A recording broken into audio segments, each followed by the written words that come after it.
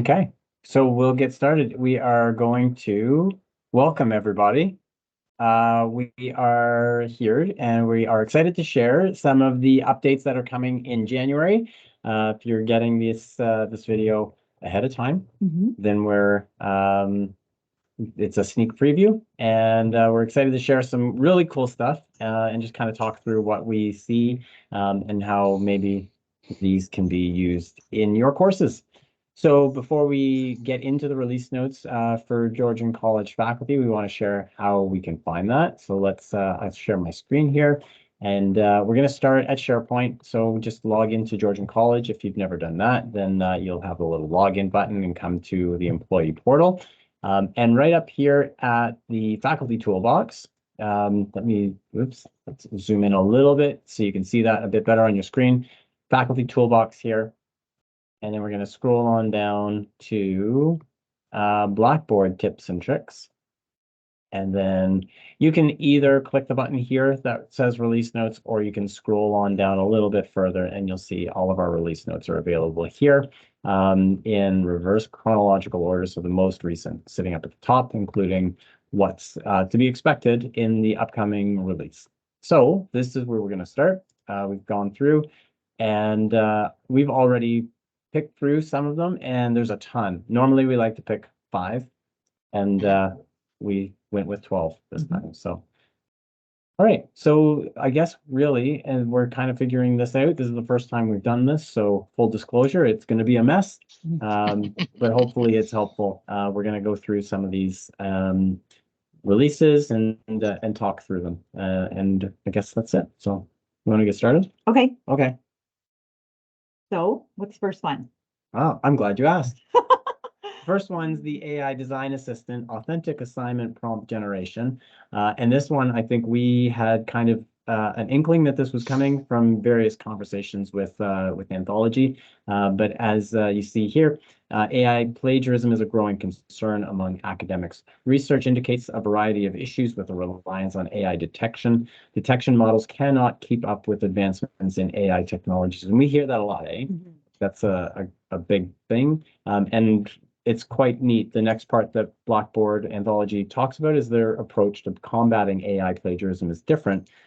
We empower instructors to lean into the effective practice of authentic assessment. So rather than catching the cheating, it's set them up so they can't, or they're less likely to. More challenging, right? Right. So higher order thinking, application, reflection, as we learn, are considered more of an authentic style of assessment as opposed to just memorization, rote memory type work. So this tool is going to help faculty be able to do that easily. Yeah, exactly. And what we plan to do is after this session, this kind of overview, we'll dive into each of these individually in subsequent episodes or installments. So stay tuned for that. But we are super excited to show it. So as it says here, so to ensure that you are in control, and this is a thing that Anthology says a lot, institutions in control, instructors in control about what AI gets used. So you enter the assignment description, you choose a cognitive process from Bloom's taxonomy. They do have an option, we've seen that, where it says, inspire me. And right. But you probably are a bit more. I would lean it away from in other instances, the Inspire Me, when it's offered in other AI tools, I think it's really neat to do with question types, things like that. In this scenario, you want to pick the accurate verb in the Bloom's taxonomy that aligns with the learning outcome for the assessment, because that really is pre-decided, right? So I think in that sense, you don't want to do too much creativity. Right. Yeah. You want to kind of lean into that. It's really awesome that they're asking what verb you want to use. So that's a tip there for sure. Yeah. And then the complexity, we've asked Anthology about what that means. You'll see like there's a sliding scale of complexity from low to high. And I think the high end is considered like master's level, PhD complexity, and then the lower is more grade school. So we want somewhere in the middle And you can tweak that a little bit too, to maybe play roughly around with the area, around the middle area. Maybe it's a fourth semester course versus like a first, and that might generate a more appropriate question for the assessment that you're going for. Mhm. Yeah. Yeah.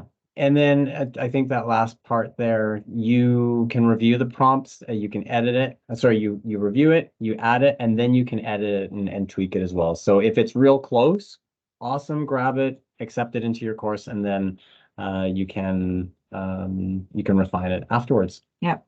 Okay. Pretty awesome. I'm just going to do a little bump in there too, guys, just for our faculty, because we are turning off the AI detection and turn it in. This is so important, right? So that they can use this feature and help them out for their courses. As a reminder too, right, that we're turning that off, and a lot of these tools, right, are now looked with high skepticism because they really are, they've proven to be prejudiced, I guess, in the way that they sort of point at who might be cheating, and it's not necessarily accurate. We've learned that folks with just different learning styles, folks who may not have English as their first language, things like that, they tend to be highly identified as using AI when that's not necessarily the case in a lot of the studies. So I think that the logic to pull makes a lot of sense, and this idea of getting in front of it and using these kinds of tools is probably a way better way to go. So, okay. So then we'll go down to the next one. Moving on to number 2, and that is delegated grading improvements. I'll read it. Yeah. Instructors sometimes distribute the grading workload for an assessment to multiple graders. This is obviously one that's more related to institutions that have assigned grading, maybe TAs and so forth. So it's here and available. It might work maybe with technicians and courses and things like that. Yeah. So that might be a helpful one to look do a deeper dive. Yeah. Yeah. Okay. Great. Improved attempt display in flexible grading. So multiple attempt assessments result in more submissions, which can increase the complexity of grading. So in the past, when an instructor selected a student in the list, the most recent attempt was displayed. Now the attempt selected for displays based on the grading status or attempt aggregation model selected. So sometimes we want, what are some of the options that are available for the attempts? I think for grading, it'd be like the last with the grade, highest grade, first. Yeah, it could be first graded. Yeah. So I think depending on what you select there, as far as the attempt to use is the one that displays first for grading. Yeah. Okay. Cool.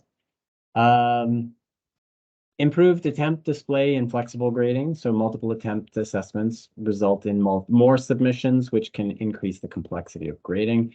We just did that. Oh, that's the one we just did. Sorting controls in Gradebook for students view. Sounds familiar. Yeah, sorting controls in Gradebook for students to view for assessments graded anonymously. So this is with the anonymous tool. There's more sorting controls offered for that. Yes. Cool. All right. Let's scroll on down here. We'll grab the next one. So Gradebook enhanced grid view. So this is, I think we've heard this one frequently, that it's there's a lot of white space. It kind of makes things feel kind of comfortable, but it can also be comfortable in the sense that it's not a lot of text crammed into it. But I think they went, and I think Anthology even recognizes that maybe we went a bit too far. So things are going to be tightened up. To improve usability and maximize the screen real estate of the Gradebook grid view, we've made several enhancements, improved row visibilities and display more rows. So the less size scrolling. Yeah, probably, exactly. Right. You'll see more students in one shot. More students and more assignments. So the assignment icons are smaller. The space around those icons is kind of tightened up. So you're going to see more columns at once. They removed group names and highlighting on group assessments. And the course name moves up and hides when vertically scrolling. So I think they call it kind of sticky, right? Like where right now, currently, you have that big space up at the front, up at the top, and I think where this is going, and we'll dive into this later, is that it kind of pushes that up, and then you've got more space. Yeah. And then that's for the visibility, and then student identification. You'll also, we've heard this as well, and especially if you have students with very similar names, Or the exact or same. exact same names, or the first part of their name is similar. When you hover over the name, you'll see the whole name appear in that tooltip, and also the student IDs will be displayed under the student names to help you identify students. Yeah, right now the workflow, I think, is you need to select the student's name and then it'll pop you into a new screen that gives you more detailed about their info about their submissions, along with that student ID number. But now it'll be right in the matrix view of the gradebook, right underneath their names, which is really handy. Yeah. Great. This one's going to be great for a lot of folks Yes. with labs Mhm. and just different ways of chunking out the weights of their courses, Mhm. right? Yeah, gradebook total and weighted calculations. Instructors need a gradebook that supports diverse grading scenarios. The gradebook supports the creation of calculated columns and an overall course grade. We are expanding gradebook functionality to also support total and weighted calculated columns. These types of calculations are helpful for specific events or periods, such as midterms or finals. And I never really used them personally, but I did hear people saying, like, I want to tell them where they're at their The midterm. midterm, Right. yeah. Or as you were saying, like some of our courses are Like 60% Lab lab and 40 theory. yeah, exactly. So Yeah. we can now bring that into one course. Here's your lab mark, here's your theory mark, and those are separate from your overall grade. So yeah, and those can be point-based or weighted. So I guess that's going to be, we'll find out when we actually test this out. It sounds like it's going to be another overall grade that you can build. So that's exciting. Yeah. Instructors may unlink items in a category to the calculation, choose to exclude categories, all kinds of fun stuff there. So I'm not sure if there's anything else we need to. No, I think we'll wait for the deeper dive Yeah. video. That's going to be, I think, a really popular one for sure. some folks. Yeah. Yeah. All right. Category information on the gradable items page. So now there's another column, I think, that you'll see. The gradable items is that list view of all the assessments, Oh, yes. right? Yep. Along the info that it's shared about that, it will also remind you which category it's been assigned to. Right now, the workflow is a little bit long. You have to go right to the overall grade calculations page where you assign the weights.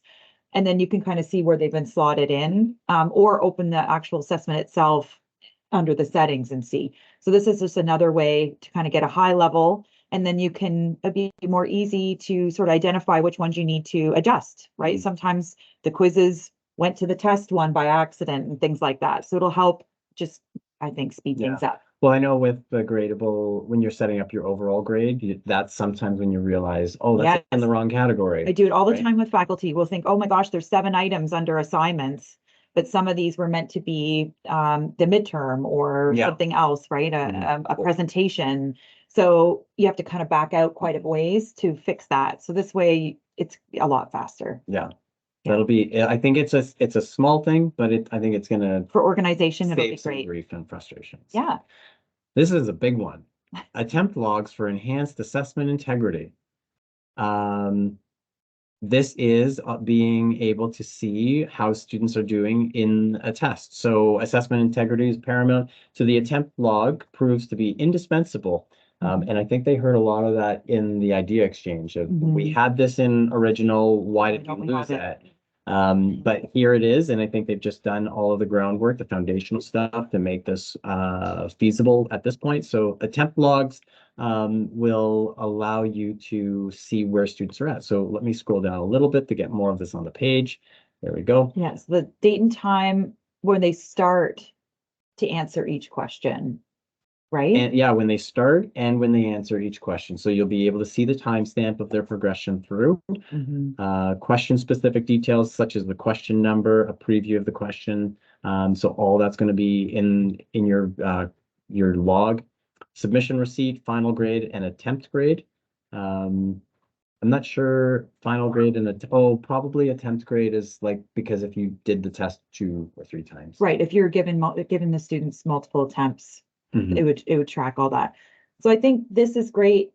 It seems like an abundance, like it'll be a lot of data and info, but you'll be able to interpret that in all different kinds of ways. Like immediately I start thinking, okay, well, if a student spent 1 hour on one question, but then spent less than a minute on the rest, that's really suspicious behavior for a test. You know, you're probably looking for ebbs and flows of time, but generally a decently distributed amount of time, assuming we're talking about like a multiple choice or something like that. So you'd be able to interpret a lot of that timestamp sort of information in many different ways, depending on how your test is designed, and flag, right, suspicious stuff. And we often get to, right, my computer crashed, or, you know, we hear things like that with students, which we know is more or less, it still happens, but we're able to investigate a little deeper now into those scenarios, which I think is really good. Yeah. Yeah. Awesome. So that's the test assignments. Also, you can see their submission dates, and you can toggle between those attempts. And then the instructions are here for how to access it, but it's fairly straightforward. The context menu on the submission page. So when you go in, you have access to that, but also on the student overview page. So that's fun stuff. Okay, let's keep going. Unused file management. That's, I think, going to be like a, I don't know. It's not shiny. No, it's not. It's functional. Yes. But especially for folks who run into running out of space. Yes. Or are concerned about, like, you've been copying a course for, you know, several semesters, and there's just like a buildup of unused files and things in the background. You'll be able to better manage these now. Yeah. Let's move. We'll skip it. A little too dry for this morning. Back at it. Change the specific date and or time. So they're talking about changing I think the big win here is the time, right? Like you can change the date. You can say, I want all these to be moved to a date. You could shift by date, but now you can also change the due date time. So if you teach a course on Mondays and all of your due dates are at 3 p.m. on Mondays, and then you teach it again, and now you're teaching it you want the due dates to be 5 p.m. You can do that. You can say, I want all of them to be 5 p.m.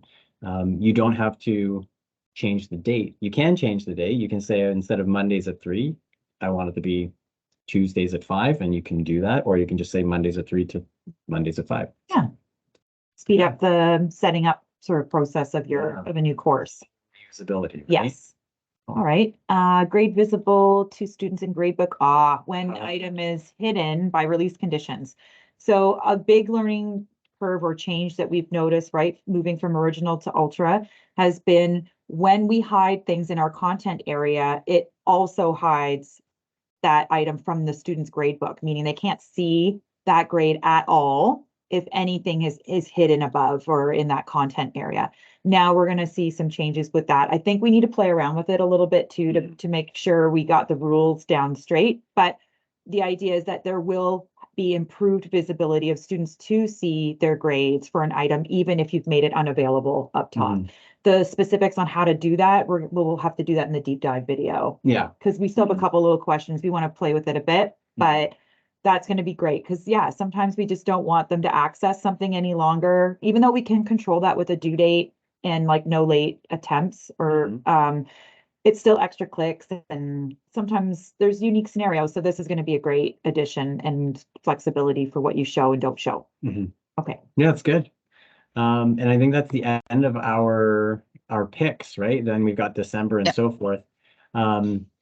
If you are watching and interested in learning more, up at the top of this guy, read the full V39. We're moving to version 82 in January. So if you click there, you'll be brought to the official Blackboard release notes.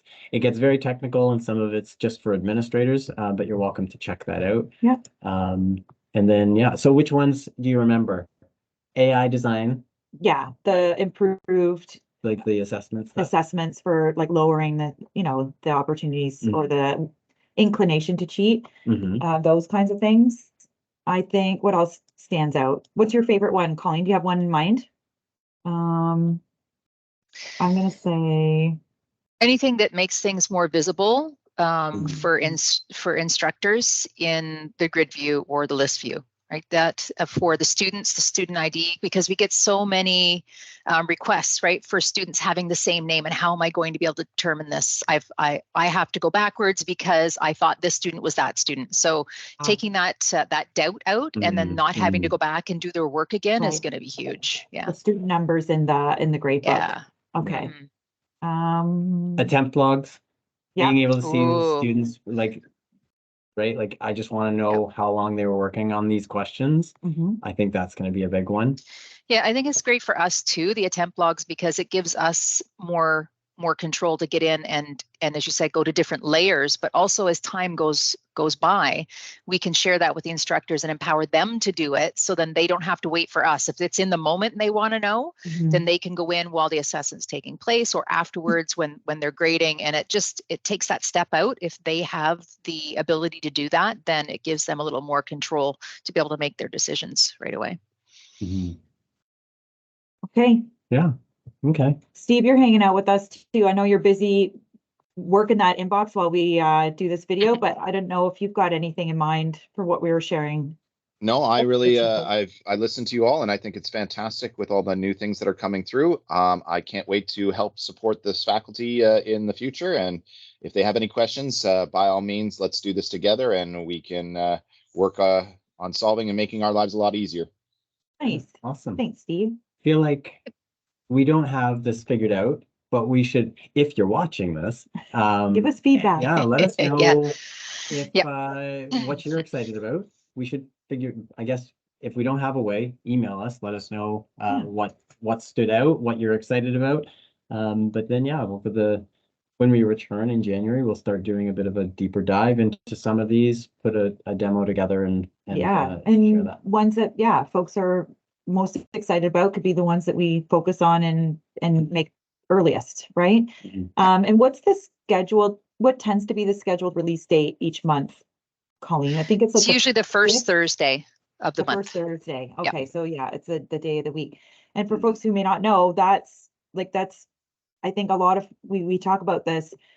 Blackboard Original was something that was more or less, it felt static. I know there were releases going on, but it now with how things are with Ultra, these are consistent and they're coming at us hot and heavy, which are great, but it just, we're trying to help faculty get to know the changes and get excited about the changes in an easier format than reading these Blackboard release notes, which are, like you were saying, very technical and quite boring, I think. And it's hard to kind of weed through what's going to be applicable to you as an instructor. So that's what we're hoping to do with these videos, is just kind of make it easy access and easy to understand and exciting, hopefully.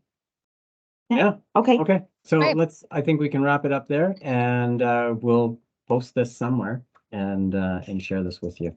And yeah. Thanks for watching. Have a great holiday, Thanks, everybody. Yeah. Take care.